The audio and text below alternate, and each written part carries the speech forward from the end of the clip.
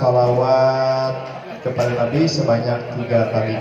Allahumma sholli ala sayyidina Muhammad, Allahumma sholli ala sayyidina Muhammad, Allahumma sholli ala sayyidina Muhammad wa ala ali sayyidina Muhammad.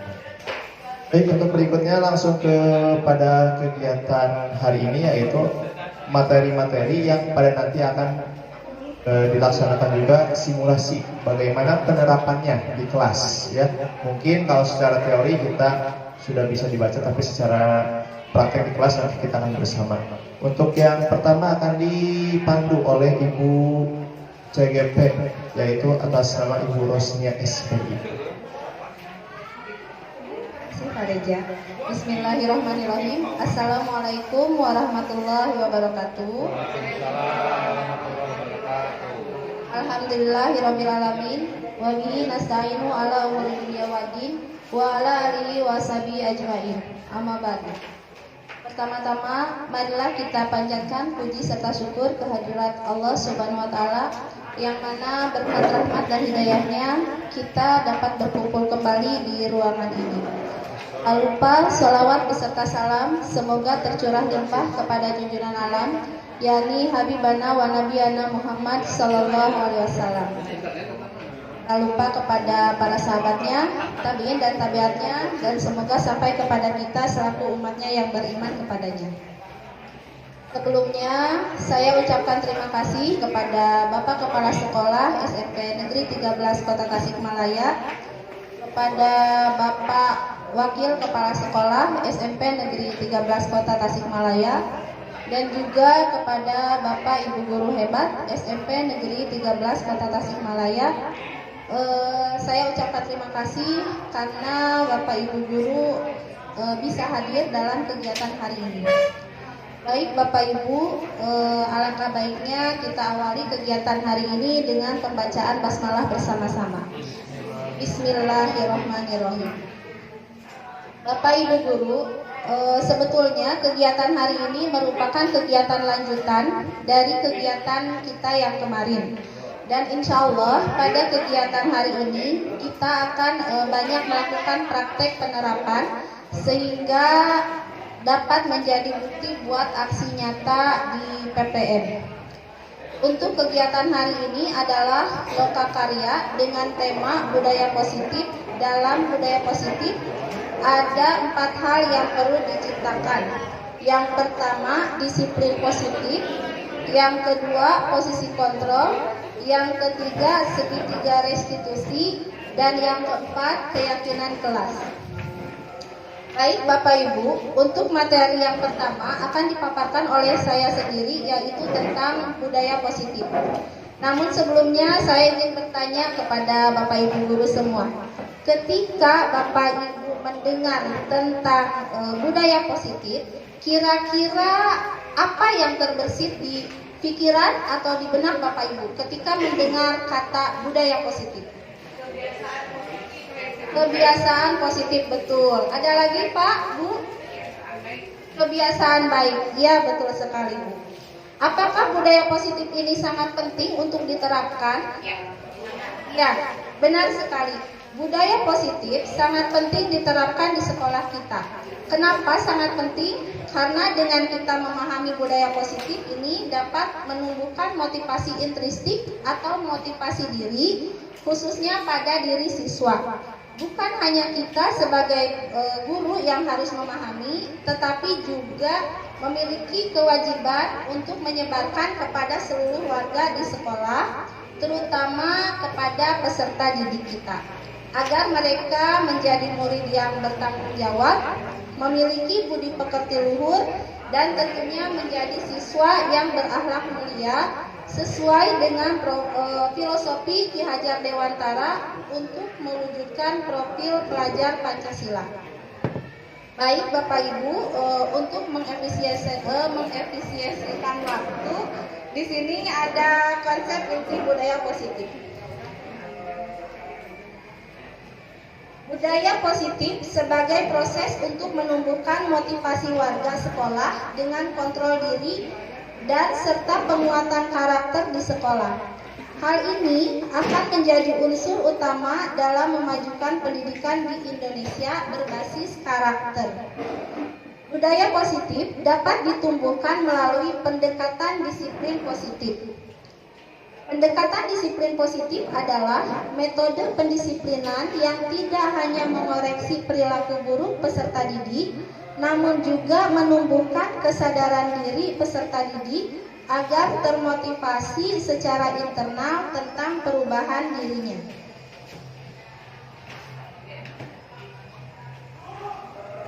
Bagaimana cara menumbuhkan budaya positif melalui disiplin positif? Nah, di sini disiplin positif merupakan unsur utama dalam terwujudnya budaya positif di sekolah. Disiplin positif adalah pendekatan mendidik anak untuk melakukan kontrol diri dan pembentukan kepercayaan diri.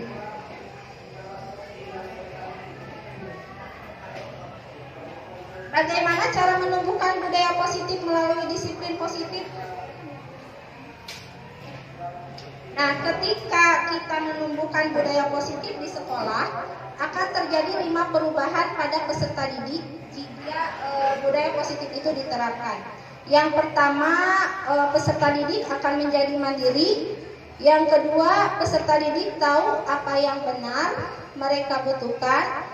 Peserta didik tumbuh motivasi diri dari dalam dirinya.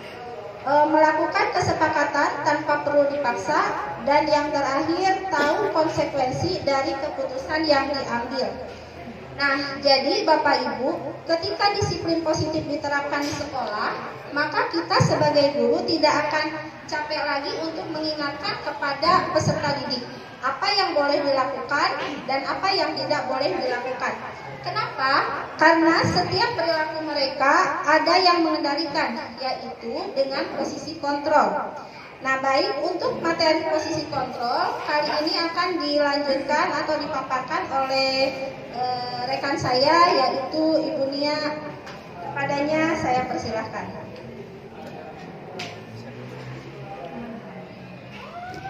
Terima kasih, Bu Ros.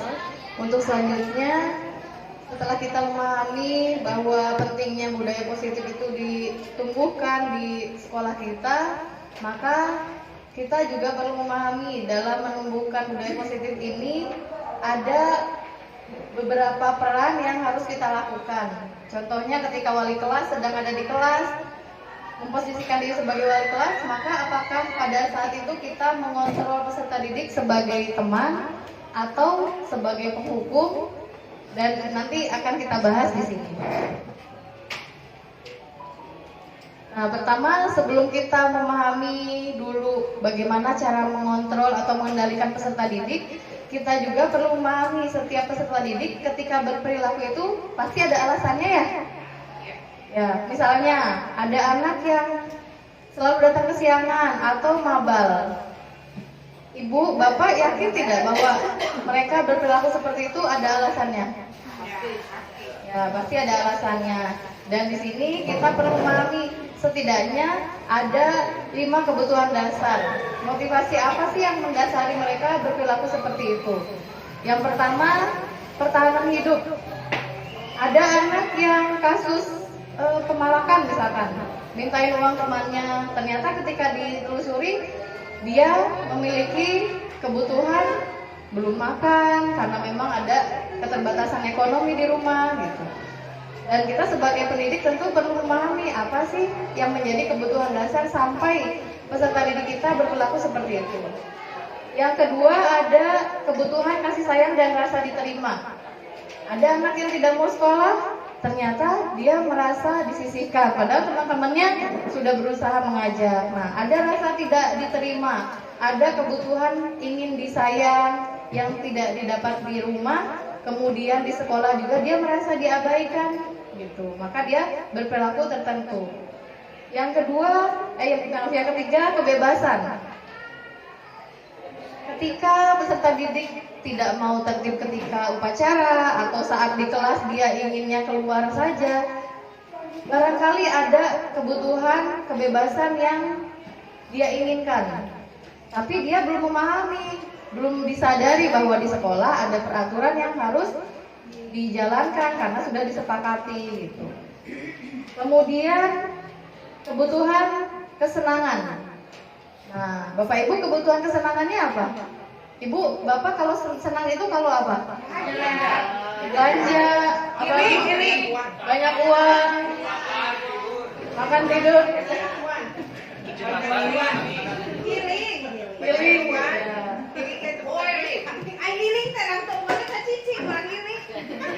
Ya itu kebutuhan kesenangan kan? Terbayang tidak kalau Bapak Ibu tidak senang datang ke sekolah, bagaimana Bu? Cemberut, bete, ngamuk-ngamukan gitu ya? Wah, ngamuk-ngamukan ya. Nah, itu juga ada dasarnya, ternyata kebutuhan kesenangannya belum terpenuhi. Peserta didik juga sama, memiliki kebutuhan kesenangan yang dia tidak dapat di rumahnya, maka dia berusaha sekolah itu dianggap tempat bersenang-senang. Ya. Jadi perilaku yang ditampilkan, misalkan yang tidak sesuai dengan aturan, dia senang-senang mengerjakan tugas sesukanya. Atau dia lebih kalau yang sekarang fenomenanya mereka lebih senang di medsos, meluapkan kesenangannya lewat media sosial, gitu ya. Nah itu satu contoh bahwa mereka memiliki kebutuhan kesenangan. Selanjutnya penguasaan. Ada peserta didik yang tampak dominan di kelasnya, ada kebutuhan ingin dihargai apa yang dia bisa, karena dia merasa tidak mampu di beberapa pelajaran, maka dia menunjukkan powernya itu dengan cara misalkan mengatur temannya di kelas atau lebih berani gitu, tapi dalam hal negatif gitu ya. Nah ini adalah kebutuhan penguasaan gitu. Karena pada dasarnya lima kebutuhan dasar ini akan sangat mempengaruhi bagaimana kita sebagai manusia dalam berperilaku. Dalam kasus ini ada contoh ya Bu ya. Ibu Ambar, guru wali kelas 2A di SD Pelita, sedang bingung menghadapi ulah salah satu murid di kelasnya, yaitu Doni. Jadi Bu Ambar tuh pusing dengan sikap Doni. Beberapa anak di kelas 2 jadi sensor ya. Nah, datang mengeluhkan Doni yang seringkali meminta bekal makan siang mereka dengan paksa. Jika Anda menghadapi situasi seperti Ibu Ambar, apa yang akan Anda lakukan? Menurut Anda kira-kira apa alasan Doni? Kira-kira Doni itu kebutuhannya apa ya? Kebutuhan dasarnya. Makan hidup, lapar, bertahan hidup berarti. Ya. Perhatian. Ya. Kira-kira kita bisa tahu itu dari mana? Latar belakang keluarga. Berarti untuk mencari tahu latar belakang keluarga, wawancara kita wawancara, memvisir gitu ya. Itu agar kita menemukan apa kebutuhan dasarnya. Karena mau ditangani bagaimanapun, kalau kebutuhannya ini tidak disadarkan, tidak dipahamkan, dia akan terus seperti itu. Nah, ini ada lagi contoh. Kalau ada anak yang berkomentar, aku sedang main kejar-kejaran dengan ibu guru, seru. Kira-kira kebutuhan yang mana?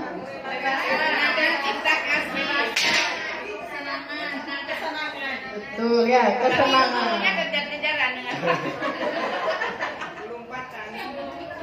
Kejar-kejarannya bukan ngejar di belakang di benteng, bukan ya, ya. Jadi kesenangan ya. Sepakat? Sepakat. Nah, yang kedua, ibu guru bilang, aku tidak boleh bersenandung sewaktu mengerjakan tugas. Katanya kelas harus tenang, tidak ada suara. Kan nggak seru jadinya. Ya, sama-sama seru, tapi ternyata beda ya kebutuhan dasarnya. Apa jadi ini? Kebebasan. Sepakat yang lain? Ada pendapat lain?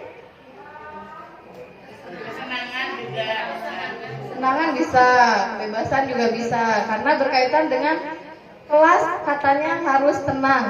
Nah, dia tidak mau terikat dalam aturan kelas gitu ya. Maka di sini kebebasan. Senangan juga bisa ya, kesenangan. Selanjutnya, menyetir mobil itu seru. Seru juga ini. Tapi beda kebutuhan dasarnya apa kira-kira? Penguasaan. Ya, alhamdulillah ya ibu bapak di sini cerdas-cerdas. Luar biasa ya. Baru sebentar udah langsung tahu ya ini arah kebutuhannya apa. Tahan hidup gitu ya. Tahan hidup ya, ngegrab gitu. Nah, tapi ini seru ya. Jadi berkaitan dengan penguasaan dirinya ya. Nah, ini bukan menjadi tugas, tapi boleh Bapak Ibu ketika ingin merefleksikan sebagai seorang pendidik, kita bisa menganalisa diri kita. Apa sih? Kenapa ya dalam hari-hari yang saya lalui misalkan rasanya ada yang hampa, ada yang kosong. Nah, jangan-jangan ada kebutuhan dasar kita sebagai guru yang belum tervalidasi gitu ya, masih kosong, kita belum tahu. Misalkan Bapak dan Ibu senang kumpul-kumpul dengan teman-teman, berarti ada di kebutuhan mana?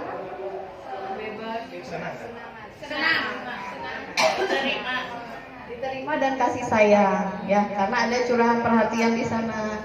Bahkan anak yang cuek sekalipun, mereka pada dasarnya di hati kecilnya itu ingin diterima, gitu, ingin disayang, ya.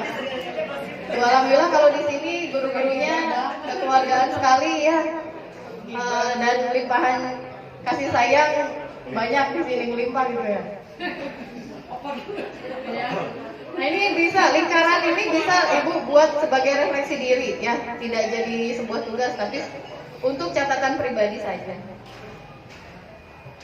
Setelah kita tahu kebutuhan dasar peserta didik, maka dalam menghadapi permasalahan yang berkaitan dengan perilaku peserta didik, kita bisa memposisikan diri sebagai apa?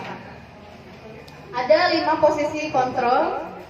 Yang pertama, penghukum. Nah, penghukum ini biasanya menyenangkan atau menakutkan? Menakutkan, ya. Gitu. Nanti ada dampaknya kepada siswa seperti apa kalau kita sebagai penghukum. Yang kedua, membuat merasa bersalah. Yang ketiga, teman. Keempat, pemantau. Dan yang kelima, manajer.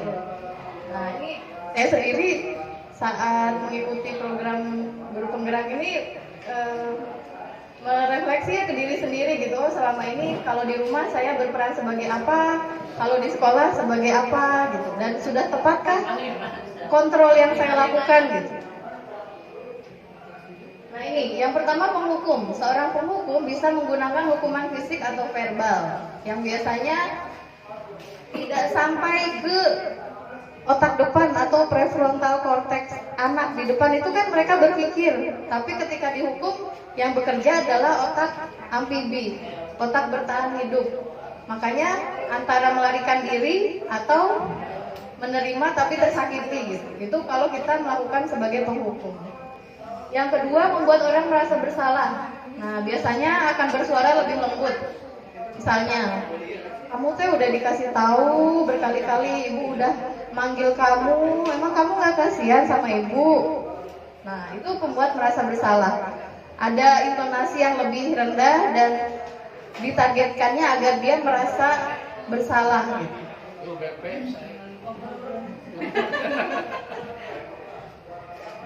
Nah, yang ketiga, posisi sebagai teman. Pernah kita memposisikan? Sering ya, jadi teman curhat. Biasanya kata-kata yang digunakan kita menganggap sebagai teman. Contohnya, ayolah kerjain ya tugasnya ya, ibu tunggu. Nah, itu biasanya posisi sebagai teman. Ada kata ajakan, lebih persuasif gitu. Yang keempat, monitor, pemantau. Nah, lebih banyak mengawasi. Ingat ya, pulang sekolah sini. Kok belum ini? Catatannya kok belum? Nah, itu lebih ke pemantau. Tapi kita tidak memberikan konsekuensi apapun. Kalau di pemantau lebih ke memonitor. Dia harus melakukan ABC. Kalau tidak ABC, DEE, DEF gitu ya. Nah, yang kelima, manajer. Manajer ini gabungan dari posisi teman dan pemantau. Ketika kita sudah bisa memposisikan sebagai teman, kemudian kita juga sudah bisa mengendalikan dia melalui monitoring, maka dilengkapi dengan memahamkan nilai-nilai yang harus dia lakukan. Di sini adalah disebut posisi manajer. Ini posisi yang dimana guru berperan sebagai mentor, kemudian berbuat sesuatu bersama dengan murid atau peserta didik. Contohnya, kamu tadi tidur di kelas, berarti gimana? Ya saya ketinggalan pelajaran, Bu. Nah, karena ketinggalan pelajaran, apa yang harus kamu lakukan? Saya merangkum, Bu, biar saya bisa baca materi yang tadi saya tertinggal. Nah, jadi idenya itu muncul dari dia, solusinya dari dia.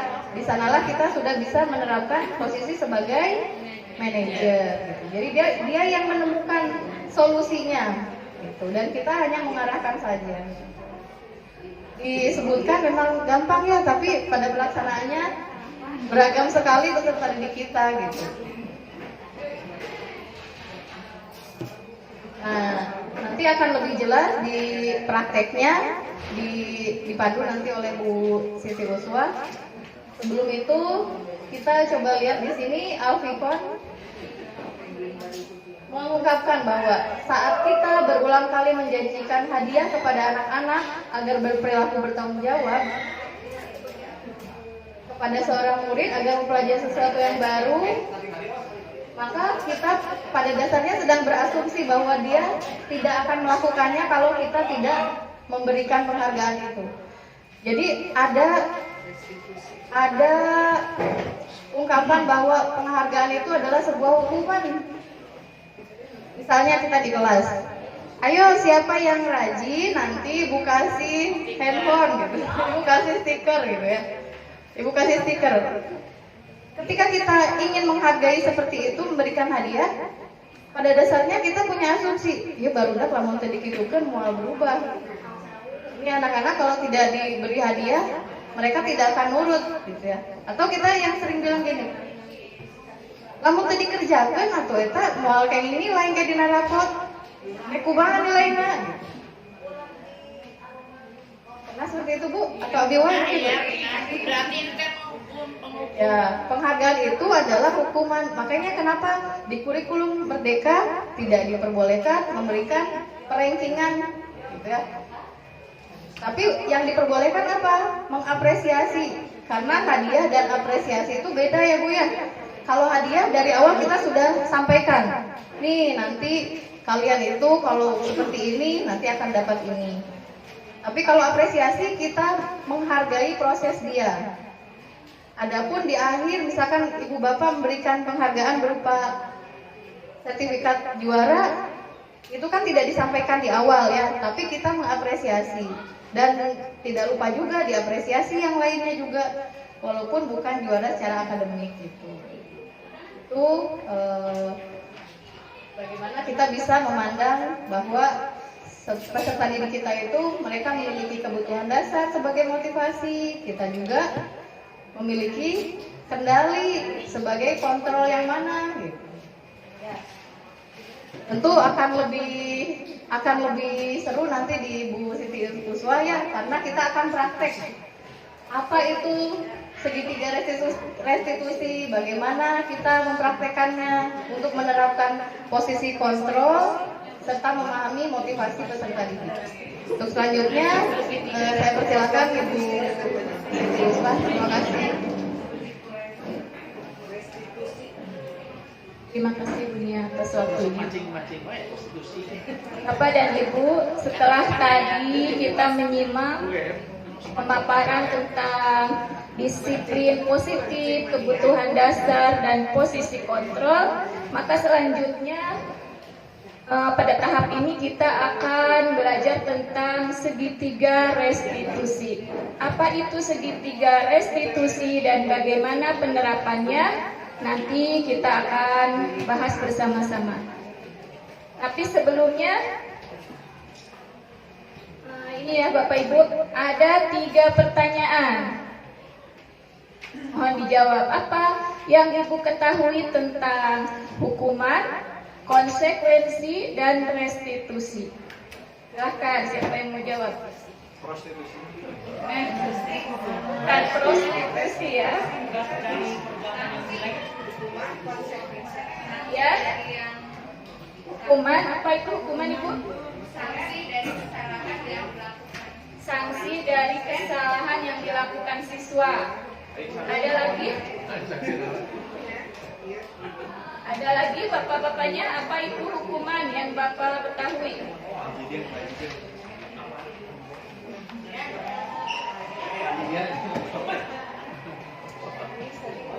Ya, bapak mau jawab apa itu hukuman bapak?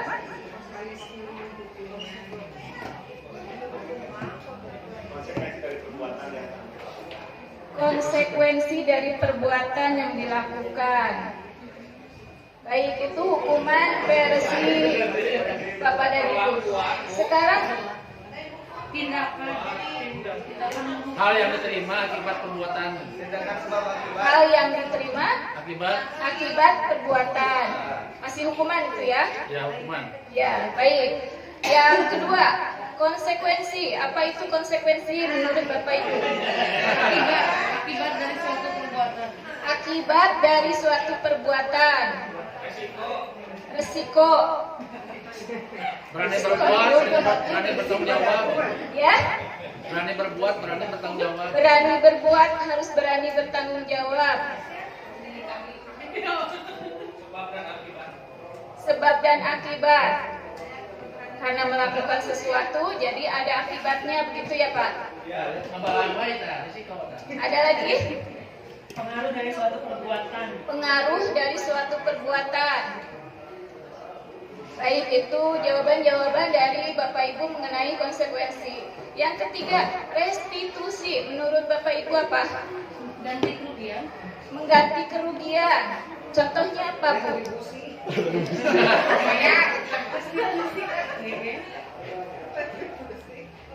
Misalnya tindakan pidana gitu. Tindakan pidana.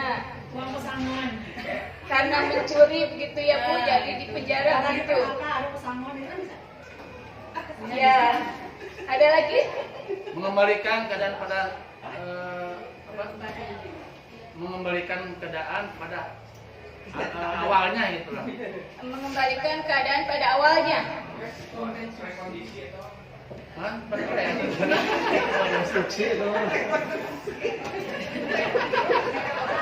Ya. Baik Bapak dan Ibu, luar biasa jawabannya. Kompensasi. Restitusi itu kompensasi Ibu. Baik. Ya, terima kasih atas semua tanggapannya, luar biasa. Hukuman, konsekuensi, restitusi. Ketika kita mendengar kata hukuman, hukuman itu sesuatu yang sangat menyakitkan ya Bapak Ibu. Hukuman ini bisa menimbulkan suatu trauma. Bahkan pada dampak terbesarnya bisa menimbulkan rasa dendam. Hukuman bersifat terencana dan dibuat oleh satu pihak saja. Ini kalau kita berbicara dalam pendidikan ya Bapak Ibu, hukuman di sini yang dimaksud adalah suatu disiplin, tapi yang dibuat hanya oleh guru saja. Murid tidak dilibatkan. Hukuman bersifat tidak terencana atau tiba-tiba. Murid tidak tahu apa yang akan terjadi dan tidak dilibatkan. Hukuman hanya bersifat satu arah saja. Misalnya apa? Contohnya, misalnya ada salah satu siswa nih datang ke sekolah memakai sepatu warna coklat, direncanakan. Contohnya, murid akan tahu akibatnya apa ketika dia melakukan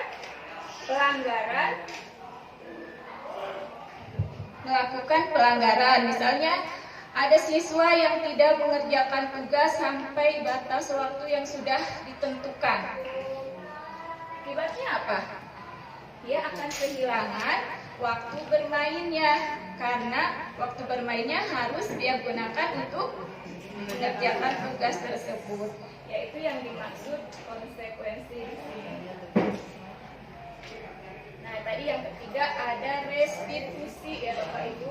Kalau restitusi ini lebih ke proses dialog dari hati ke hati antara guru dan siswa untuk bisa menemukan suatu pemecahan yang baik atas kesalahan yang sudah dilakukan oleh siswa. Ketika siswa melakukan pelanggaran atau kesalahan, di sini akan dicari solusi terbaik. Resolusi adalah proses menciptakan kondisi bagi murid untuk memperbaiki kesalahannya. Setiap manusia tentunya punya salah ya Bu ya, tapi bagaimana kita bisa memperbaiki kesalahan tersebut.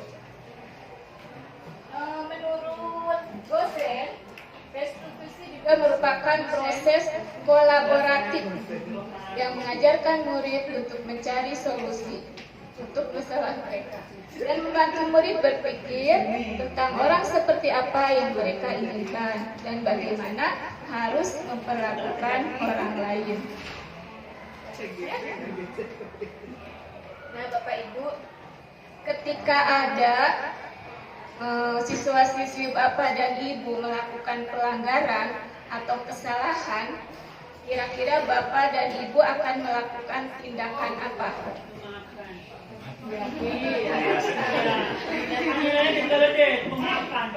Kalau dari yang 3 tadi, yang sudah diterapkan di sini kira-kira apa? Yang mana? Restitusi ya, jadi dialog ya dari hati ke hati yang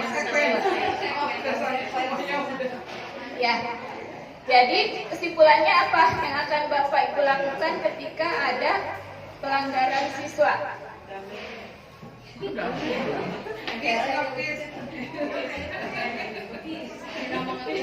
Iya, menggunakan Mencari solusi sendiri, tapi anaknya harus mengakui kesalahan dengan sendiri, tapi mencari solusi. ya.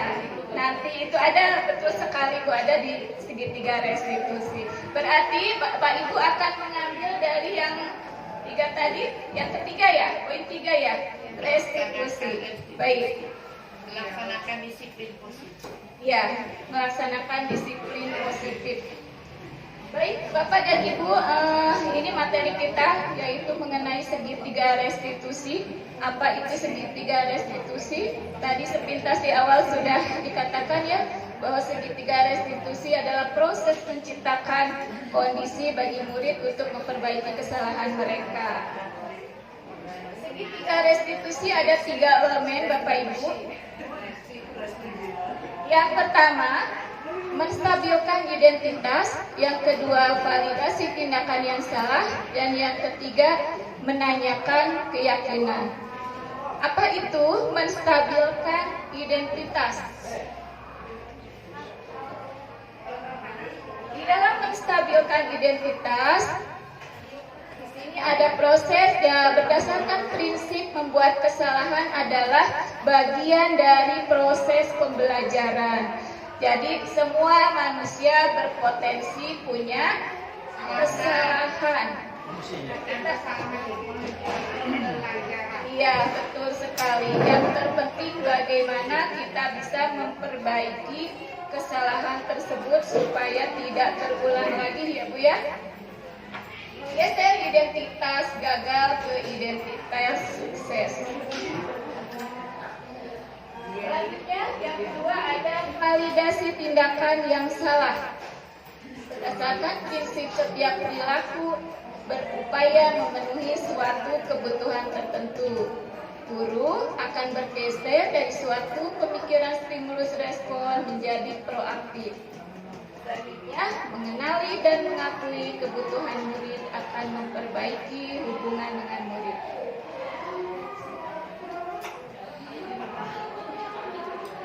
Yang terakhir, menanyakan keyakinan. Murid akan diberi pertanyaan-pertanyaan bermakna untuk memunculkan motivasi secara intrinsik, mampu mengaitkan keyakinan dengan tindakan yang salah. Misalnya ada anak yang contohnya apa ya, mencontek, misalnya mencontek hasil kerja teman. Mungkin kita akan memberi pertanyaan, apakah yang kamu lakukan itu benar? Apakah yang kamu lakukan sesuai dengan keyakinan kelas kita? Keyakinan apa yang sudah kamu langgar? Kan keyakinan.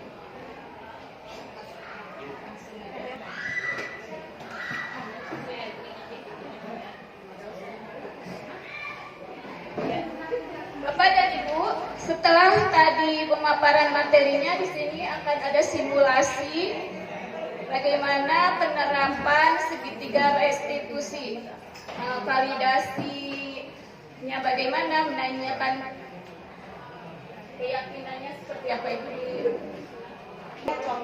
Nah, Bapak dan Ibu, nanti selanjutnya akan ada tugas yaitu praktik segitiga restitusi. Nanti Bapak dan Ibu berperan menjadi guru, siswa, dan pemantau. Tapi itu mungkin nanti di sesi setelah Pak Reza tampil ya. Baik, kesimpulan dari segitiga restitusi yang kita bahas hari ini adalah segitiga restitusi merupakan strategi dalam disiplin positif untuk memperbaiki diri agar terwujud disiplin diri, yakni mendorong siswa meyakini nilai-nilai kebajikan di dalam dirinya dengan memunculkan motivasi internal siswa sebagai dasar dalam perubahan perilakunya. Nah, selanjutnya pemaparan tentang keyakinan kelas akan disampaikan oleh Bapak Reza. Silakan.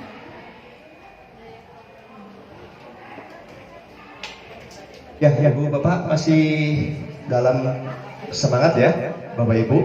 Ya.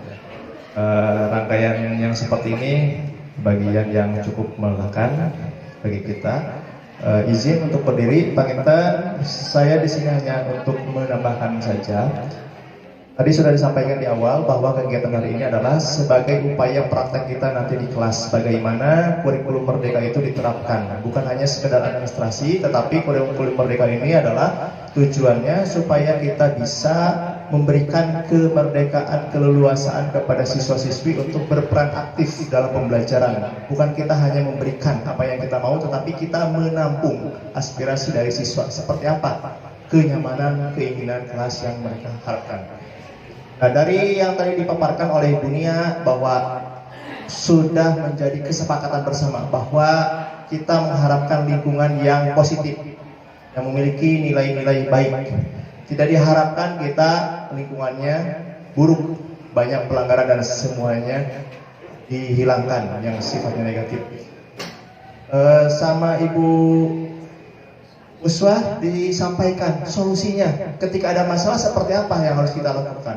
Apakah yang sudah dilakukan oleh kita itu sudah sesuai? Yang saat ini biasanya ada hey, buka baju misalnya, sesuai. Apa sudah sesuai? Nah, tadi sudah disampaikan oleh Ibu Uswah bagaimana cara kita untuk menjaga perasaan anak, kemudian menjaga psikologis anak. Nah, yang sekarang akan saya sampaikan yaitu tentang keyakinan kelas. Nah, keyakinan kelas ini adalah salah satu dasar atau upaya kita untuk mencegah terjadinya suatu pelanggaran. Biasanya, Ibu dan Bapak masuk ke kelas atau sebagai wali kelas. Apa yang pertama Ibu Bapak lakukan sebagai wali kelas ke anak baru di kelas Bapak yang sekarang misalnya lagi dipegang oleh Ibu? Diberikan aturan, kamu harus bikin jadwal piket. Kamu tidak boleh terlambat. Kamu harus membuat organisasi. Kamu harus pakai seragam. Didikte mereka. Nah, di dalam kurikulum merdeka, kenalan, kemudian diberikan arahan-arahan ya, didikte anak-anak itu ya. Nah, di dalam kegiatan guru penggerak, maka yang harus dilakukan adalah menggerakkan siswa agar berdaya nalar kritis, kemudian kreatif. Artinya apa? Di sini supaya membangun kesadaran siswa terhadap aturan, maka siswa wajib untuk dilibatkan dalam membuat aturan. Ya, kalau aturan biasanya kita yang saklek nih aturannya seperti ini kelas. Nah sekarang yang harus kita lakukan adalah merubah mindsetnya. Aturan atau kegiatan yang sifatnya mengontrol siswa di kelas adalah buat keyakinan yang dibuat oleh siswa itu sendiri. Maka keyakinan kelas ini disusun bersama antara guru dengan murid. Lebih banyak murid sendiri yang menentukan dengan arahan guru. Murid diarahkan untuk memunculkan usulan, ide, gagasan tentang bagaimana mewujudkan kelas yang aman, nyaman, serta dirindukan dan mendukung proses perkembangan murid. Yang kedua, dengan tersusunnya keyakinan kelas ini diharapkan mampu menciptakan budaya positif. Ya. Jadi dengan kesadaran, insya Allah akan menjadikan kebiasaan bagi anak tertanam dalam dirinya. Seperti itu. Next, berikutnya Ibu, bantuannya. Berikutnya, sehingga setiap tindakan atau perilaku yang dilakukan di dalam kelas dapat menentukan terciptanya sebuah lingkungan positif. Perilaku warga kelas tersebut menjadi sebuah kebiasaan yang akhirnya membentuk sebuah kebudayaan positif. Ya, seperti yang disampaikan bahwa keyakinan kelas ini adalah bagian hampir sama seperti aturan, tetapi ada perbedaan. Kalau aturan biasanya saklek hanya pemangku kebijakan langsung diberikan, tetapi ini dirangkul anak-anak kita untuk bersama-sama membangun apa yang mereka harapkan di kelas. Tetapi ingat, kita juga memberikan tuntunan arahan yang sewajarnya pantas, boleh kita approve atau validasi. Nah, tadi sudah disampaikan bahwa keyakinan kelas itu adalah menjadi dasar terwujudnya sebuah budaya positif. Ya, ketika lingkungan kelas tersebut sudah diyakinkan oleh semua siswa, maka setidaknya akan menjadi warning, alarm bagi mereka. Oh, saya dulu pernah membuat ketentuan seperti A, B, dan C. Maka dalam mindset mereka akan muncul perasaan kalau saya melanggar ada konsekuensinya atau ada akibat yang sudah saya lakukan, yang sudah saya sampaikan dalam keyakinan kelas, pasti saya akan mendapatkan sesuatu dengan kesadaran sendiri. Kalau hukuman kan biasanya mereka tidak tahu salah atau tidak tiba-tiba kena hukuman seperti itu. Kalau ini akan memunculkan rasa konsekuensi dalam diri sendiri, kesadaran. Seperti itu. Maka di sini nanti akan Ibu simulasikan. Nah, sekarang tahun ajaran baru, ya, ajaran baru. Kita akan coba nanti bersama-sama di kelas masing-masing untuk membentuk atau membuat keyakinan kelas. Keyakinan kelas sesuai dengan program dari kurikulum Merdeka. Nanti Ibu di kelas bisa seperti nanti yang akan disimulasikan. Kemudian hasil dari keyakinan kelas itu dibuat oleh siswa di dalam sebuah karton, dipampang seperti halnya jadwal tiket. Nanti mereka akan tahu sendiri, oh ini yang dulu saya buat. Kalau saya seperti ini, nanti kalau ada masalah akan diselesaikan melalui segitiga restitusi. Maka mereka akan sadar, oh ini kesalahan saya. Nah, sehingga mereka tidak akan merasa dihukum. Kemudian kebutuhan-kebutuhan mereka yang tadi disampaikan tidak akan terabaikan. Seperti itu. Nah, ini di antara contoh kelasnya. Nah, contoh keyakinan kelas. Misalnya, baik anak-anak, sekarang kita di awal tahun pembelajaran. Nah, biasanya kan kita ada aturan supaya kelas kita nyaman. Kira-kira menurut kalian, supaya kelas kita nyaman, pembelajaran kita tenang, aman, dan tertib semuanya, kemudian lingkungan sekolah kita menjadi baik, apa saja kebaikan-kebaikan atau yang harus kita munculkan dalam pribadi kita? Cara Ibu kasih contoh tanggung jawab. Selain tanggung jawab, apalagi kira-kira? Seperti itu. Nanti anak berbicara, tampung semuanya. Ulang, si mau bangun, mau didengeng ke ibu mah. Ulang itu ibu teh harus mengapresiasi, ya itu wujudnya. Apresiasi. Oh iya bagus, tapi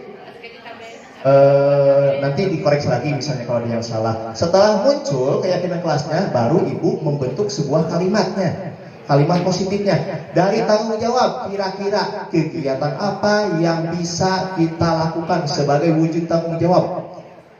Misalnya mereka bingung apa itu tanggung jawab, Ibu bisa jelaskan. Tanggung jawab adalah kewajiban yang harus kita laksanakan. Kira-kira di kelas apa kewajiban kita?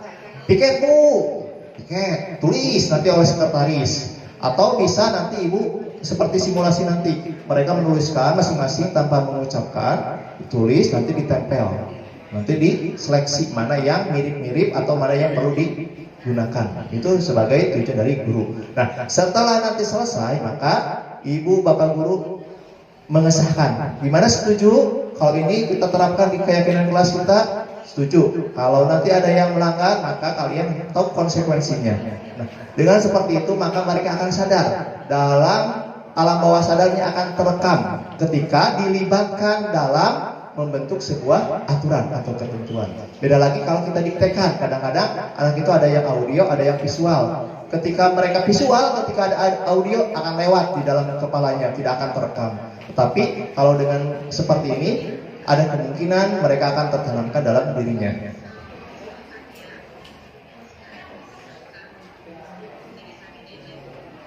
Nah, kemudian tadi ini bagiannya, ibu mensortir, memfilter.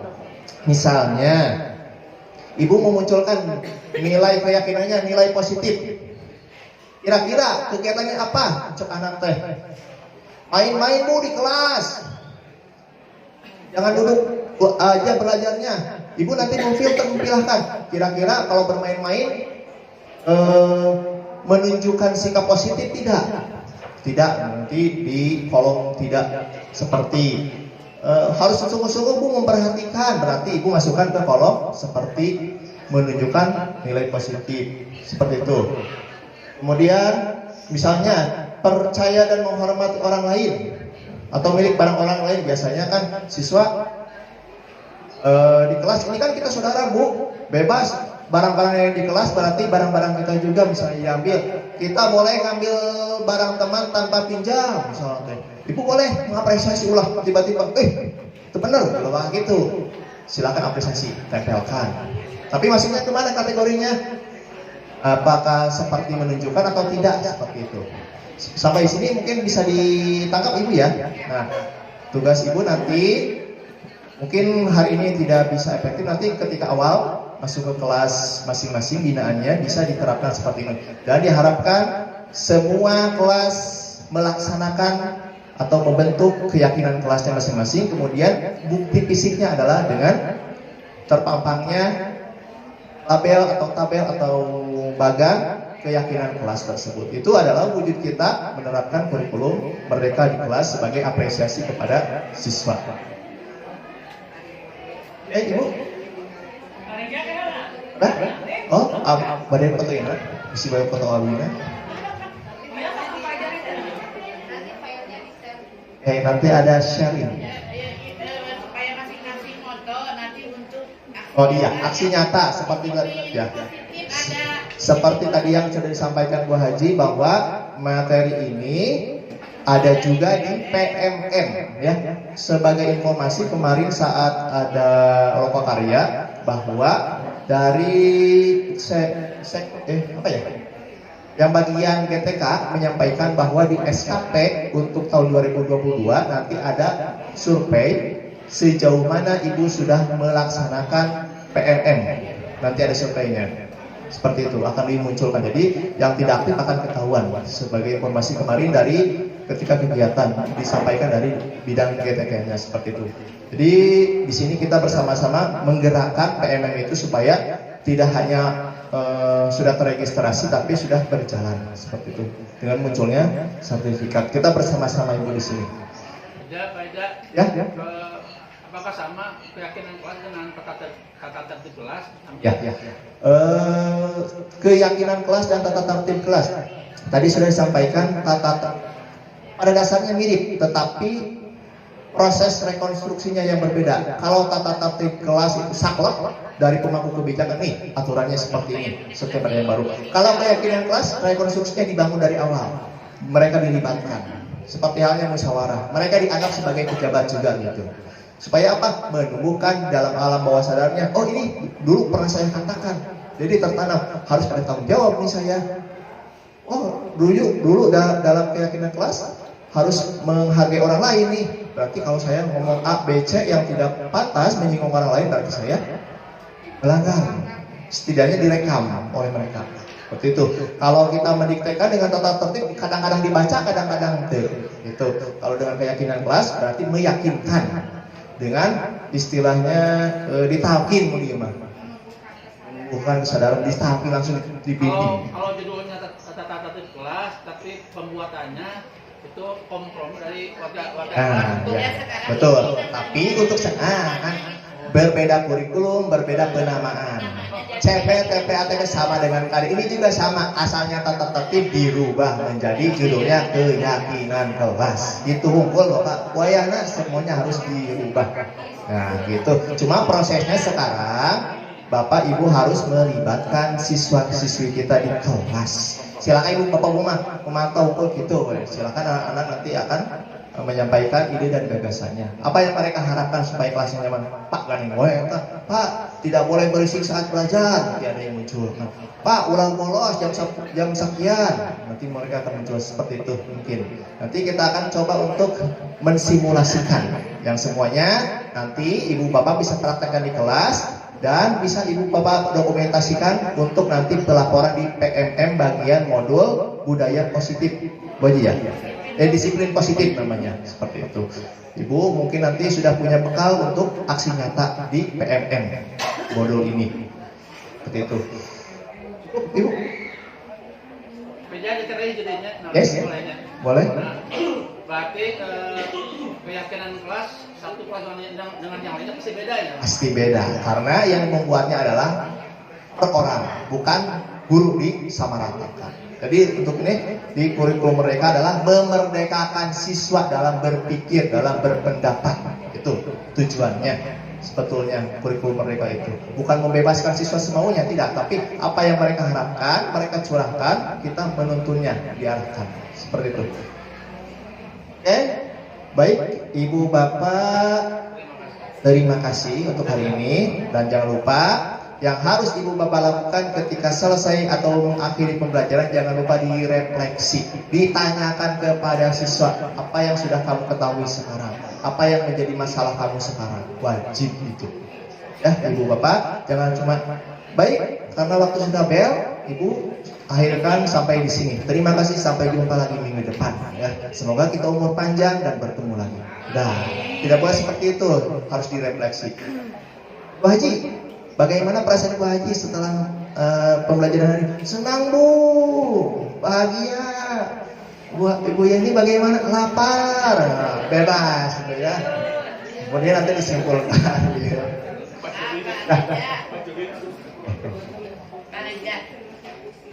Menyampaikan ya. Ya, maka. Terima kasih atas materi dan segala informasinya. Jadi mungkin ini baru bagi Bapak Ibu semuanya. Nah kalau di sekolah kita kan biasanya suka ada razia-razia gitu ya. Nah, ini mungkin sementara ini di-cut dulu gitu ya. Jadi misalnya para TGP itu memberikan informasi ke OSIS. Ya, ke OSIS. Jadi takutnya pas upacara aja suka yang tidak pakai sabuk, tidak pakai dasi, misalkan tidak pakai ini untuk sementara. Nah, bagaimana apa mau kalau lihat gini tidak boleh seperti itu. Oke, yang tidak boleh itu adalah hukuman. Kemudian nanti kan dari itu pemisahan siswa. Kalau di pandangan saya pemisahan siswa, nanti akan ada pemecahan masalahnya. Siswa itu dipanggil. Jadi setelah siswa dipisahkan, penghukumannya itu tidak boleh seperti halnya sebelumnya. Tapi harus ada diskusi. Mungkin seperti itu. Kalau misalnya masih disamakan dengan siswa yang lainnya masih lengkap, susah untuk mendeteksinya. Mungkin seperti itu Bu Haji. Cuma nanti eksekusi dari pelanggaran tersebut seperti apa tidak boleh lagi dengan sifatnya hukuman. Ya, misalkan sekarang bawa HP bawa HP kan itu sekarang di Merdeka itu iya, HP. boleh. Ya diperlukan. Nah, berarti di sini kita akan menumbuhkan kesadaran ya, bahwa HP itu boleh tapi dengan ketentuan yang disepakati bersama nantinya. Ini anak-anak sudah membuat kesepakatan dari pemikiran mereka masing-masing. Ibu, Bapak bisa membantu di rumah untuk menguatkan kembali. Mungkin seperti itu. Katanya kalau apa kita memberi sanksi, apakah bisa melibatkan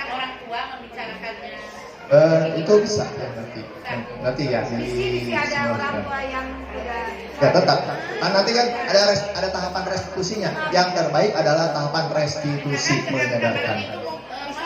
WC misalkan ya. Ya. Untuk yang tidak pacaran, nanti kan kalau misalkan ada orang tua yang tidak terima anaknya bersihkan WC. Oke. Berarti untuk aturan sekolah harusnya direkonstruksi ulang. Harusnya direkonstruksi ulang. Nanti aturan yang ada di sekolah kita kumpulkan siswa bersama. Hai siswa-siswa, di kelas Anda sudah membuat keyakinan kelas individual, personal. Sekarang aturan sekolah apa yang akan kita yakini? Ini kemarin sudah ada brand. Mana yang mau kita sepakati bersama? Boleh seperti itu nanti.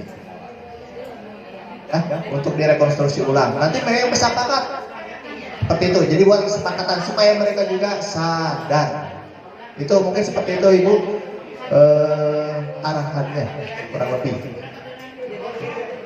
Cukup Ibu banyak ya? Cukup ya. Nanti untuk penguatan pendalaman boleh untuk berbicara di belakang layar. Baik, untuk sekarang kita akan coba untuk mensimulasikan ya. Ragam karakter di sekolah kita banyak. Kadang-kadang kita bingung sendiri bagaimana mengatur karakternya dari diri sendiri bisa mengurangi ya, mengurangi dari tindakan undisiplinnya, ketidakdisiplinannya. Baik, untuk pertama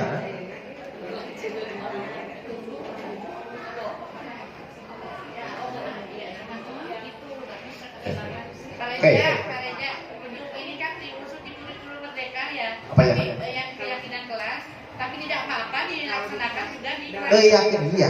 Kan nanti Ibu kelas 8 udah mulai tahun depan, kelas 9 udah mulai. Jadi sekarang kita sudah mulai merintis. Ya yang paling kelas 8 Sudah terbiasa sama. Ya, sama, tidak apa-apa. Kalau yang kelas 7 adalah secara administratifnya harus kurikulum merdeka.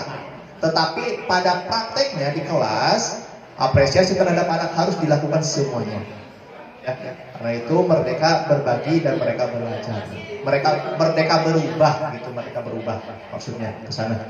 Ya, jadi wayahna kelas Ibu 8 dan 9 cara mengatasi kedisiplinan anak mengikuti dari ketentuan kurikulum Merdeka Belajar. Tetapi secara administratif Ibu masih menggunakan kurikulum 13 untuk kelas 8 dan kelas 9. Kalau kelas 7 wayahna administratifnya yang seperti yang disampaikan Bu Haji Lilis kemarin harus Ibu realisasikan. Kemudian prinsip-prinsip pembelajaran juga harus ditentukan seperti ini. Seperti Ibu ya. Kemudian tambahan tuntutan buat kita adalah biasanya ada workshop. Kita workshopnya sekarang melalui PMM ya, PMM. Itu juga bisa memenuhi angka kredit kita. Silakan Ibu untuk aktif di PMM-nya. Aksi nyata kalau Ibu Bapak tidak bisa dilakukan sendiri, bisa berkelompok bersama. Oh, disamakan juga tidak jadi permasalahan. Pokoknya nyampein mohon ya. Kantun ngeureuyeuhna hungkul. Siap. Alon-alon asal kalapan. Baik Ibu Bapak, kita akan coba mensimulasikan. Anggap kita ini adalah sebuah kelas. Ya, nanti kita akan dibagi kelompok. Ibu mensimulasikan seolah-olah nanti kita akan masuk di kelas masing-masing. Kita simulasikan di sini. Kita akan bagi 3 kelompok aja ya. 3 kelompok. Seperti itu Bu. Mau 3 mau berapa kelompok? Kelompok ini kelompok 1 aja gitu ya, lingkungan depan. Kelompok 2 belah sana sebelah kanan Pak Asep dan Tengrengan, Bu Wawa, Ibu Reni dan seterusnya. Kemudian ini cowok-cowok ganteng dan anak-anak muda. Nah, kelompok 3 Duka Pak Haji kan masih muda. Masih anom. Semangat muda. Ya, nanti ini simulasinya adalah bayangan kita di kelas, bayangan kita ketika menghadapi masalah. Ibu harus seperti apa lagi? Ulah cocorokan deui kan pemikiran itu. Ya. Sare-sare abi saur di dia bukan nutupkeun dia. Yang pertama kita akan coba menerapkan bagaimana kondisi Ibu menemukan anak didik yang melanggar ketentuan. harus apa yang dilakukan? Menghukum atau melakukan segitiga restitusi. Nah, yang akan kita pelajari di sini adalah menerapkan segitiga restitusi. Harus bertahap, berjenjang, seperti halnya penyidikan di kepolisian. Kurang lebih seperti itu. Tapi kita harus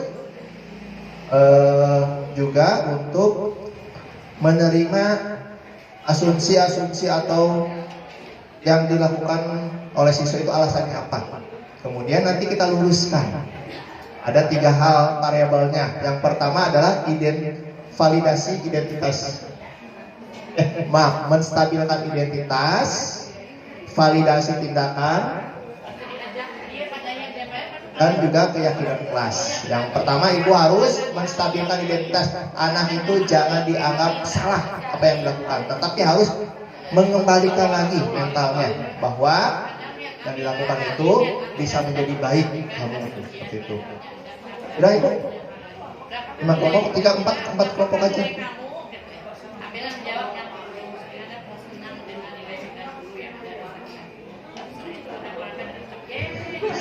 Ibu, ini segitiga restitusi ya, sebagai dokumentasi ibu nanti persiapan PMM, boleh ibu nanti merekam. Masing ya, nanti dokumentasikan disimpan. Nanti kalau ibu masuk ke modul budaya positif, disiplin positif, ibu bisa tinggal upload tanpa harus membuat lagi. Ya, kurikulum mereka mengharuskan ibu menjadi ria. Apapun aktivitas yang ibu lakukan harus dipoto, harus di video. Ya, tapi jangan sampai dipoto hati ibu juga terbawa. Abi bisa eksis ya, bapak kepala abi itu ya, jadi ria ulah dikitu kena. Asli ria nya teman-teman, ria dalam upaya untuk menunjukkan proses dari PMM ini.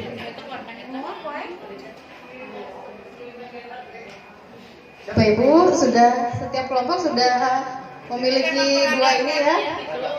Jadi Bapak Ibu silakan bisa tentukan siapa yang akan mensimulasikan sebagai guru dan siapa yang akan menjadi murid. Kemudian yang lain boleh mengobservasi atau mengamati. Alurnya yang berperan sebagai guru di sini ada, yaitu sebagai wali kelas 8. Kemudian yang sebagai murid nanti siapa yang berperan menjadi Ali, ya.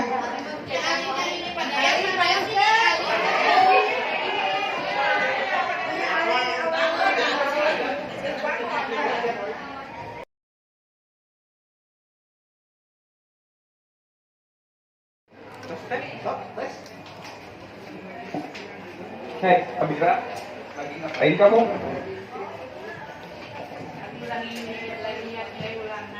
Kamu dapat nilai berapa?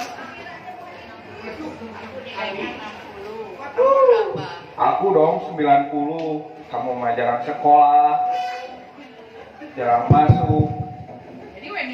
Jadi nilainya. Aku dong 90. Kamu dapat 60 apa? Kamu mah males belajarnya. Aku kan kemarin sakit, jadi nggak bisa belajar. Oh, ya kalau sakit juga tuh belajar dong. Sempet-sempetin, jangan tidur mulu, makan mulu, badan udah gini.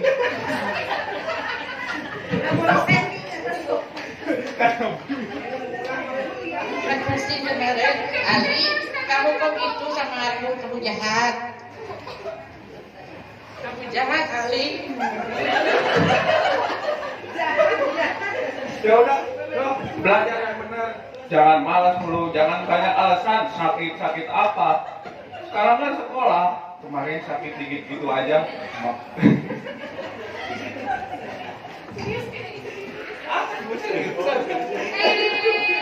Pulang sekolah. Amira kenapa?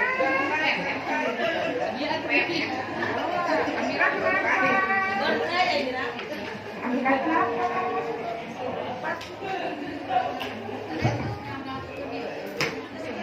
Apa-apa Bu.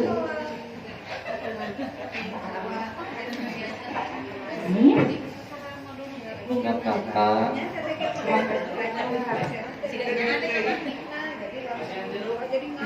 Benar.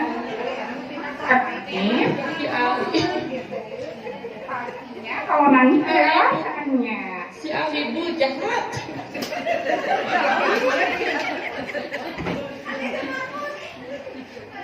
Jangan pulang sekolah.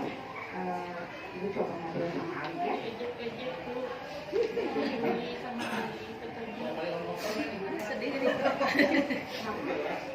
Ibu tuh ceritanya jelek Bu. Jadi diejek Ali dapat ini ulangannya. Nanti ibu coba ngobrol sama Ali ya. Kemarin sakit, jadi nggak bisa belajar. Sekarang kira-kira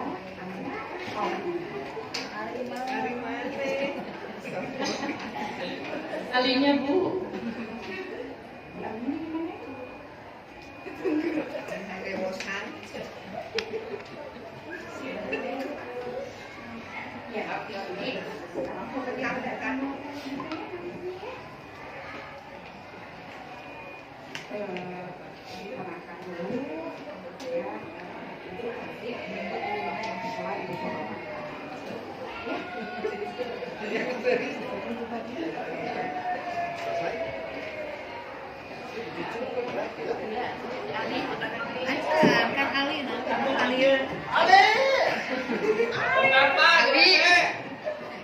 Ali di sini Ali.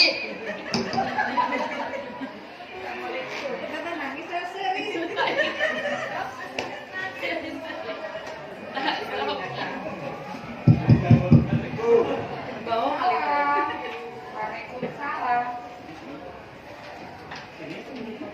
Di sini aja. Kenapa Bu saya dipanggil Bu? Kira-kira alasannya? Tahu. Ya.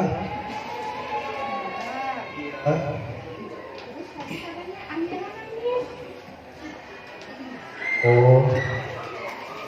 Apa katanya Bu? Cuma dibilang itu aja, kan nilai saya lebih besar daripada Amira. Iya.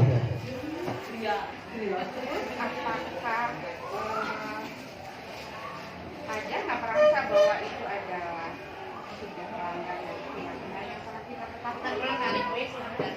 Oh gitu ya. Ali ngerasa enggak? Cuma bilang nilai aku mah lebih tinggi dari kamu. Kamu mah males. Jadi we nilainya dapat 60, aku 90 dong. Itu aja Bu. Itu aja. Hah? Nah, itu juga enggak jadi, itu juga bagus. Kamu berarti kan belajarnya itu ya, apa giat sehingga nilainya bagus. Terus alasannya ngeledekin Amira karena nilainya kurang bagus apa? Kan dia pun jarang sekolah, katanya sakit. Gue nggak belajar. Apakah perbuatan yang telah kamu lakukan terhadap Amira sudah benar? Nggak juga Bu.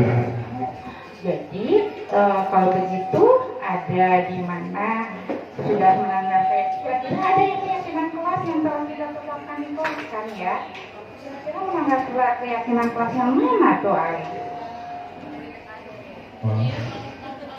Yang mana ya? Ya kira-kira yang mana ya? Di antaranya keyakinan kelas itu ada yang ini nih. Ada nggak boleh apa teh? Jadi harus saling menghargai. Iya, saling menghargai, terus tidak ngebully teman, gitu kan ya? Ya, Bu. Terus apa lagi kira-kiranya yang kamu tahu? Kan udah disepakati bersama keyakinan kelas udah ditulis di kelas. Nah, jangan meledek. Terus dapat nilai berapapun harus disyukuri. Gak boleh sombong. Gak boleh mentang-mentang lebih tinggi dari yang lain. Nah, kan sudah tahu ya. Jadi apa yang harus dilakukan Ali sekarang? Gak boleh sombong kalau ada temennya nilai lebih kecil. Diajak belajar, dimotivasi teman-temannya lagi gitu Bu. Terus apa yang harus dilakukan Ali terhadap misalnya kan kalau ini ya, kalau setiap orang itu kan masing-masing punya kelebihan, kekurangan gitu kan ya. Jadi tolong dihargai masing-masing teman apapun itu. Nah, tindakan sekarang apa yang harus dilakukan Ali terhadap Amira? Minta maaf Bu, mengakui kesalahan. Oh, mengakui kesalahan. Sekarang dipanggil Amiranya aja ya. Ya Bu. Amira. Pulang. Hari gimana jadinya? Ya udah besok aja Bu, saya minta maaf sendiri langsung sama Amira. Iya, kalau begitu Ibu tunggu ya. Sehingga kesepakatan kita tetap berjalan dengan baik. Semoga kedepannya Ali tidak berlaku hal yang sama. Ya Bu, kapok Bu. Iya, terima kasih Ali. Sama-sama Bu. Terima kasih, sama.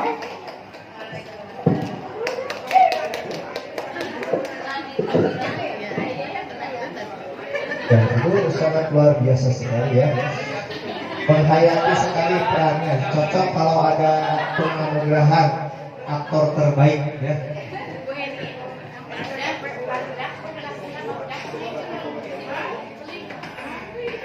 Ini apresiasi, salah satu bentuk apresiasi ya. Ya, piala nanti kalau ada award ya. Seperti itu mungkin gambarannya. Itu rekonstruksinya dari awal terjadinya seperti apa. Ya, tapi yang satu catatannya apa? Pak, aktor alinya gemes sekali itu. Ini di kual-kual menghayati. Baik, berikutnya untuk kelompok ya, untuk kelompok berikutnya yang mau tampil lagi menampilkan hasil diskusinya ya. Dari kelompok Pasep, siap. Pak Dayat dan teman-teman silakan. Ya silakan untuk mendemonstrasikan hasil riung rempok. Hampir sama seperti barusan. Kalau dilihat seperti gampang ketika kita jadi aktor. Nah ini anggap kita memberi tugas kepada anak, ya. Anak susah untuk ke depan, rasanya gimana? Bagaimana kita cara memujuk? Pak Asepnya jangan ke video ya.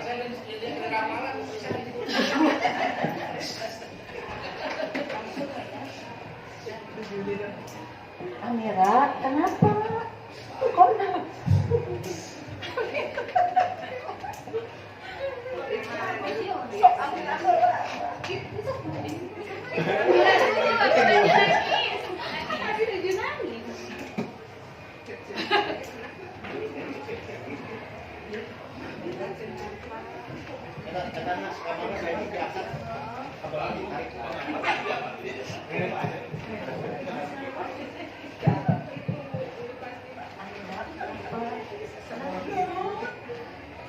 Dicek Bu sama Ali.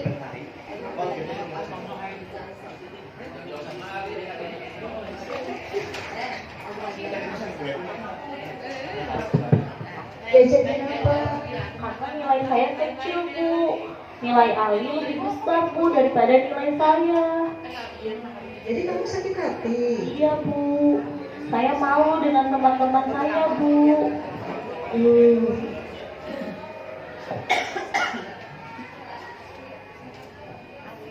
Ali sini.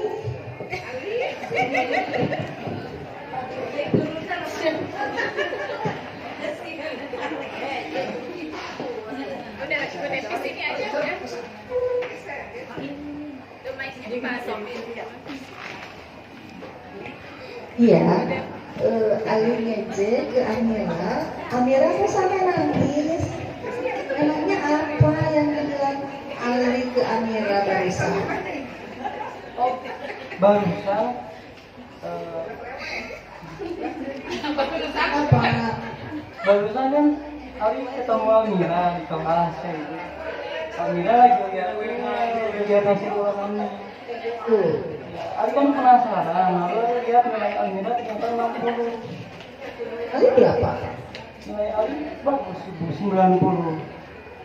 Amira jadi nangis? Ali ketawa.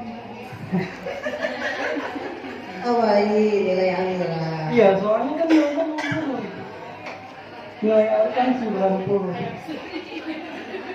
Ali ketawain. Nilainya hijau. Oh, nilainya jelek. Iya. Mungkin Ali ketawain merasa Ali. Iya, Ibu. Kan 90 sama 60 itu beda, Bu. Kalau 90 bagus. Kalau 60 itu Gitu. iya. Bangganya Ali sampai Amira nangis itu. Emang Ali bangga nilai 90? Iya, Ibu. Kan bagus, berarti hasil belajarnya bagus. Begitu. Ya, mungkin Ibu juga kalau nilai 90 bangga ya. Seperti Ali, Ibu juga merasa iya nilai saya tinggi. Tapi kalau misalnya Ali bicara seperti itu ke Amira, ya, terus perasaan kalau Ali yang nilainya rendah, perasaan Ali akan bagaimana? Kalau misalnya ada teman yang nilainya 100, terus Ali 90, terus diketawain, perasaan Ali akan bagaimana? Malu ya. Malu, iya. Sakit hati kan, kayak Amira. Iya, Ibu. Iya, jadi gimana? Jadi kayaknya tadi Ali sudah melakukan kesalahan kepada Almira. Tuh, kesalahan. Karena Ali tidak menghargai nilai dari hasil belajarnya Almira. Jadi perbuatan Ali ke Amira barusan buruk. Buruk ya? Iya, Ibu, tidak baik. Tidak baik, kurang Iya. baik ya. Jadi harusnya bagaimana? Harusnya ketika Ali melihat nilai Almira, Ali menghargainya, memberikan semangat. Ya, terus sikap Ali sekarang memang membuat Amira sedih, membuat Amira nangis, membuat Amira malu, ya, sakit hati. Terus bagaimana coba? Berarti Ali harus meminta maaf kepada Almira. Begitu dong, ya, Ya, harus ya. minta maaf. Minta Ya, maaf ya. itu kapan? Nanti setelah masuk sekarang. Setelah masuk Ya, ya, setelah nanti masuk ketemu Bapak. Amira, Ya. Ali langsung minta maaf dan tidak akan mengulangi perbuatan Ali lagi kan? Iya, iya. Ya. Nah, kan kita di kelas kita ada keyakinan di kelas kita perbuatan Ali barusan. Itu masuk yang mana?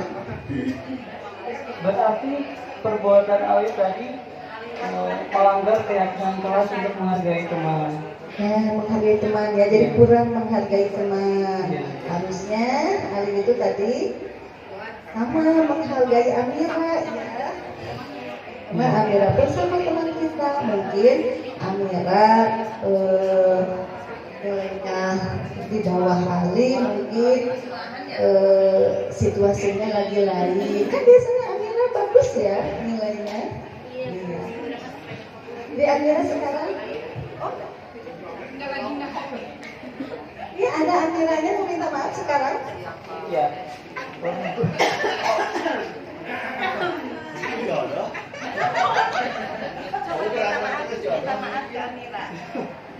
Ya, Almira, Ali mau minta maaf karena tadi sudah mengutarakan nilainya yang 60.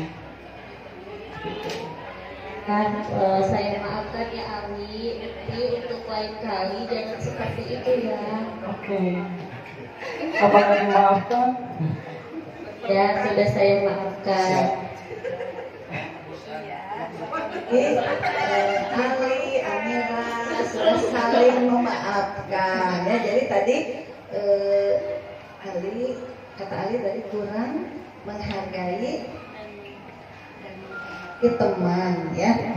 Ya, jadi seharusnya kita saling menghargai, saling mendorong. Malah silahkan nanti bisa, kalau Ali dapat nilai 90, nanti Amira bisa sama-sama belajar sama Ali ya. Itu aja ya. Iya, Ibu. Terima kasih.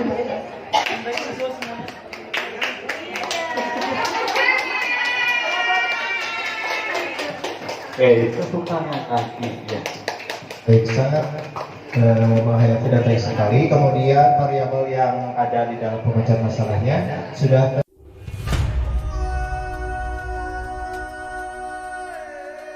yang terbiasa dan paling baik harus kita menyesuaikan dengan new normal. Itu ini kan dari apa ya? Ya, bayangkan ya Pak. Setelah harus partisipasi di ruangan merokok.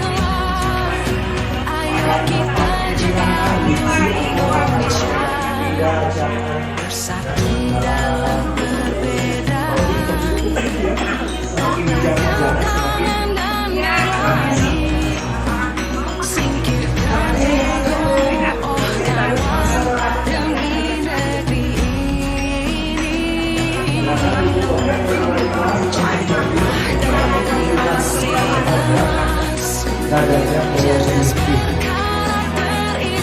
tidak boleh lalu berarti benar di saat pembelajaran. Kalimat-kalimat atau diksi-diksi yang sifatnya negatif tidak jangan dihilangkan. Laki-laki rambutnya sesuai kebetulan laki-laki. Kita pelajar Pancasila, kita bernafas dalam sila-silanya. Kita pelajar Pancasila, ayo kita jaga untuk Indonesia. Kita pelajar Pancasila, kita bernafas dalam sila-silanya. Kita pelajar Pancasila, ayo kita jaga untuk Indonesia.